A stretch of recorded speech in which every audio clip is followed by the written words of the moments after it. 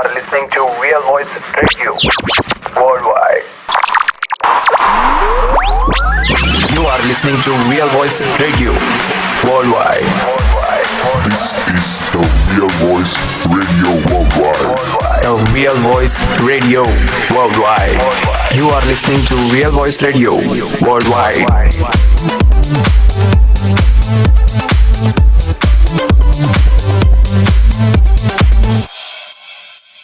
साथियों, हमारे महापुरुषों का संपूर्ण आजादी का आंदोलन आगे बढ़ाने हेतु हमारे समाज को जागरूक कर आंदोलन से जोड़ने के लिए सुनते रहिए हमारा कार्यक्रम नया दृष्टिकोण।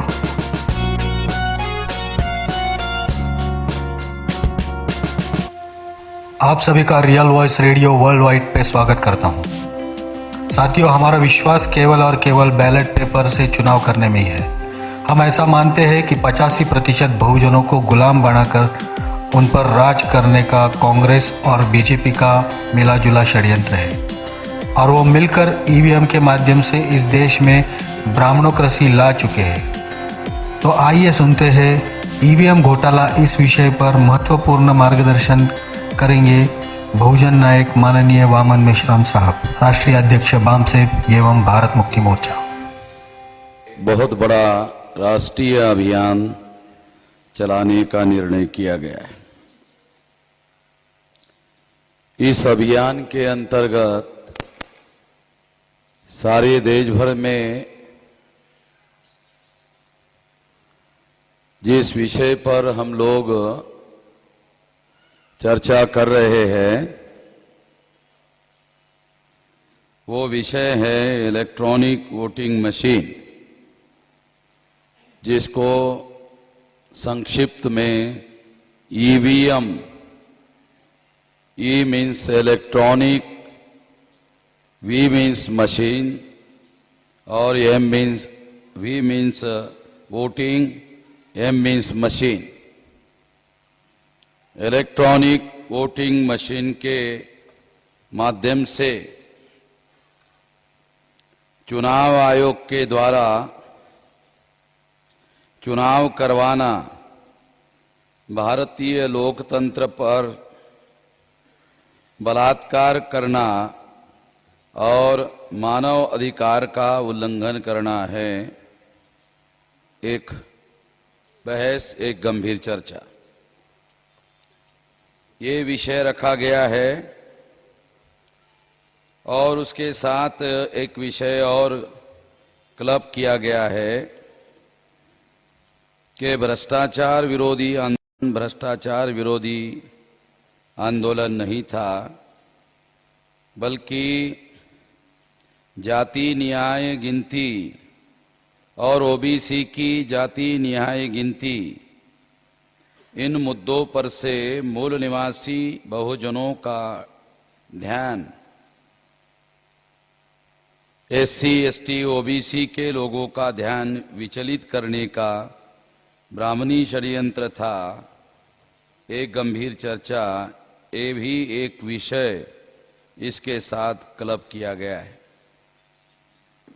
इसके साथ एक और विषय क्लब किया गया है, वो है सोशल मीडिया पर मूल निवासी महापुरुषों की बदनामी और निरपराध मुसलमान युवा इंजीनियर मोहसिन शेख की हत्या किसने और किस तरीके से की गई, उसके पीछे क्या मकसद है, इसका पर्दाफाश। ये तीन विषय यहाँ चर्चा करने के लिए रखे गए हैं। तीनों विषय बहुत बड़े बड़े विषय हैं और 2-2 घंटे का समय विस्तार से बोलने के लिए, समझाने के लिए इस पर लग सकता है। परंतु आज मैं तीनों विषयों पर बात जरूर करूंगा। ज़्यादा समय इलेक्ट्रॉनिक वोटिंग मशीन का जो मुद्दा है उस पर मैं सबसे ज्यादा विस्तार से समझाने का प्रयास करूंगा। और इस विषय पर जो राष्ट्रव्यापी अभियान चलाया जा रहा है सारे देश भर में, और उसके साथ साथ इसके बारे में तहसील लेवल पर धरना प्रदर्शन भी चल रहे हैं,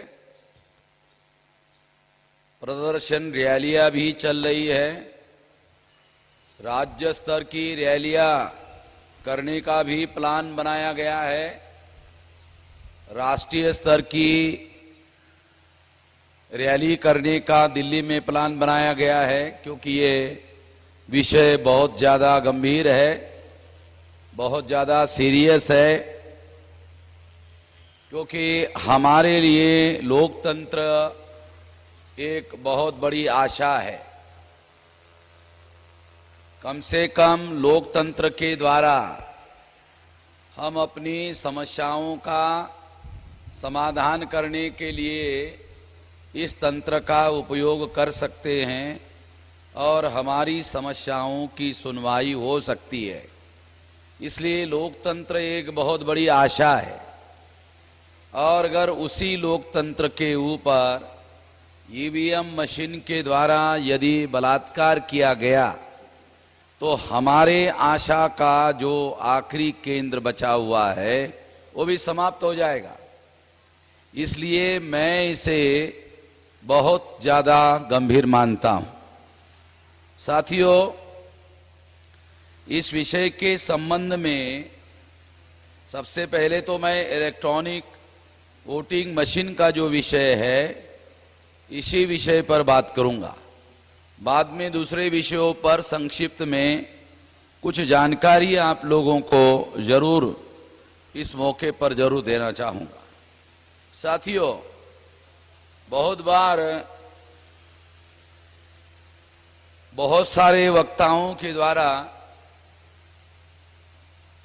इस इलेक्ट्रॉनिक वोटिंग मशीन के बारे में ये कहा जाता है कि 2014 के लोकसभा के चुनाव में जो 16वीं लोकसभा का चुनाव था,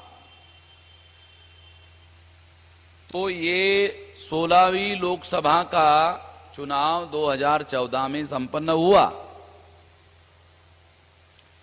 तो हमारे बहुत सारे लोग ये कहते हैं कि ईवीएम मशीन के द्वारा चुनाव में बहुत बड़े पैमाने पर गड़बड़ियां हुई। बहुत लोग भी ऐसा कहते हैं, और अगर इन लोगों के नाम लिए जाए, अगर मैं थोड़ा ब्रीफिंग में उन लोगों के थोड़ा नाम भी आप लोगों को बताना चाहता हूं कि बहुत सारे लोग हैं वो ऐसा कहते हैं। जैसे एक उदाहरण के लिए ये बात आपको बताना चाहता हूं, एल.के. अडवाणी, लाल कृष्ण अडवाणी बीजेपी के नेता हैं,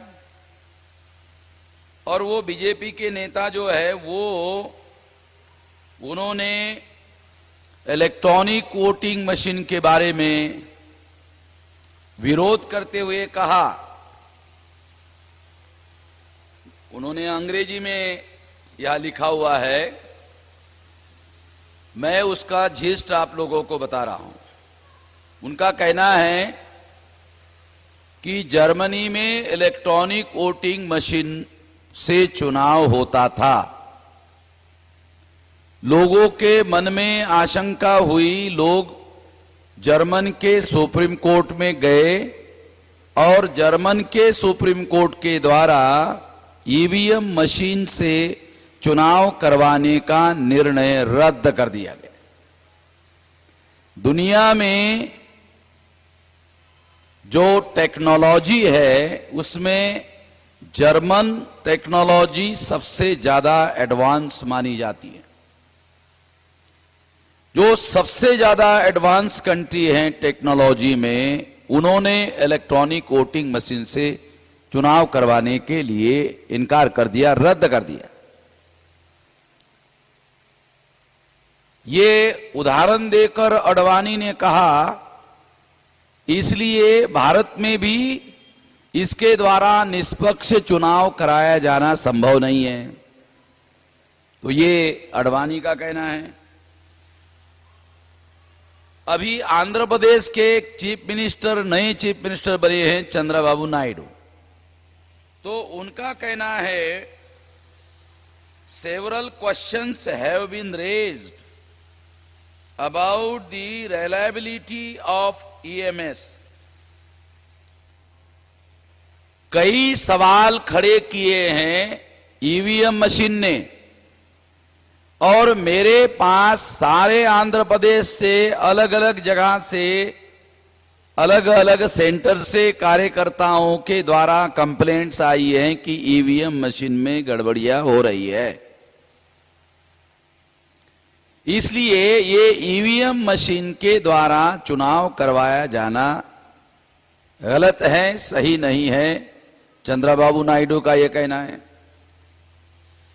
फिर उसके बाद में मैं ये इसलिए आप लोगों को बता रहा हूं कि ये इतने सारे लोग कह रहे हैं, तो इतने सारे लोग तो गलत नहीं हो सकते। अभी दूसरा है प्रकाश करात, ये कम्युनिस्ट पार्टी मार्क्सवादी के जनरल सेक्रेटरी हैं, सबसे बड़े लीडर हैं। उसका कहना है in the recent period a number of questions have been raised about the reliability of the EVM in the polling process. Amongst the concern is the possibility of tampering with the program chip embedded in the EVM, and further the lack of any verifiable record. इसका मतलब है कि इस EVM machine के उपयोग के बाद बहुत सारे सवाल जो हैं रेज हुए हैं, सवाल खड़े हुए हैं इसकी विश्वसनीयता के बारे में, और इस मशीन को टेम्परिंग यानी छेड़छाड़ किया जा सकता है, और इस मशीन के द्वारा मनमाने रिजल्ट लाए जा सकते हैं। इस मशीन की एक बहुत बड़ी खामी है, प्रकाश करात कहते हैं कि जो व्यक्ति वोट देता है इस मशीन में इसके वेरिफिकेशन की कोई व्यवस्था नहीं है कि जिसने जिस पार्टी को वोट दिया है वो उस पार्टी को ही गया या नहीं गया, इसकी कोई गारंटी नहीं। ये प्रकाश करात का कहना है। और ये 1 सितंबर 2009 को उन्होंने कहा, ये 2009 के चुनाव के रेफरेंस में। फिर उसके बाद में कांग्रेस के जो अभी लीडर है, अपोजिशन लीडर है पार्लियामेंट में, डिप्टी लीडर हैं गुलाम नबी आजाद, तो उनका कहना है Congress general secretary in charge of the party affairs in the Odisha Ghulam Nabi Azad Thursday alleged manipulation of electronic voting machines had lead to the party's defeat in assembly and parliamentary election in the state। Odisha में EVM machine के द्वारा गड़बड़ी की गई है, और गड़बड़ी करके नवीन पटनायक ने वहां का चुनाव जीता, ये गुलाम नबी आजाद का आरोप है। और इसके बाद में जयललिता ने भी EVM मशीन की जो फंक्शनिंग है वो प्रॉपर फंक्शनिंग नहीं है, और इस वजह से इसके द्वारा चुनाव लेना जनता के साथ धोखाधड़ी करना है। ममता बनर्जी के द्वारा जो कहा गया, I was the first political leader to highlight that the machine could be program to favour a particular candidate. Candidate के फेवर में इस मशीन में प्रोग्रामिंग किया जा सकता है, और चुनाव होने के पहले ही उसको जितवाया जा सकता है। यानी प्रोग्रामिंग अगर पहले से कर दो, तो ये ममता बनर्जी कह रही है सीताराम येचुरी कम्युनिस्ट पार्टी का लीडर है, वो भी यही कह रहा है। इसके बाद शरद यादव का कहना है, I have received complaints on malfunctioning of EVM from many regional party leader. Election commission should convene a meeting of various political parties to allay their apprehension. Political party के लोगों की मीटिंग बुलाई जानी चाहिए election commission के द्वारा, क्योंकि बहुत सारी कंप्लेंट्स आ रही है और इन समस्याओं का समाधान किया जाना चाहिए। यानी मुलायम सिंह यादव का भी यही कहना है कि all party meeting election commission बुलाए, कंसेंसस बनाए, उसके बाद ही ईवीएम मशीन को चुनाव में लागू करे। रामविलास पासवान का भी माल फंक्शनिंग इस मशीन में संभव है, इसके बारे में उसका भी कहना है। सुब्रमण्यम स्वामी का भी यही कहना है। तो ऐसा बहुत सारे नेताओं का इस मशीन के बारे में 2009 के लोकसभा का चुनाव संपन्न होने के बाद उनका कहना है। मैं आप लोगों को जो कहना चाहता हूं, You are listening to Real Voice Radio Worldwide. You are listening to Real Voice Radio Worldwide.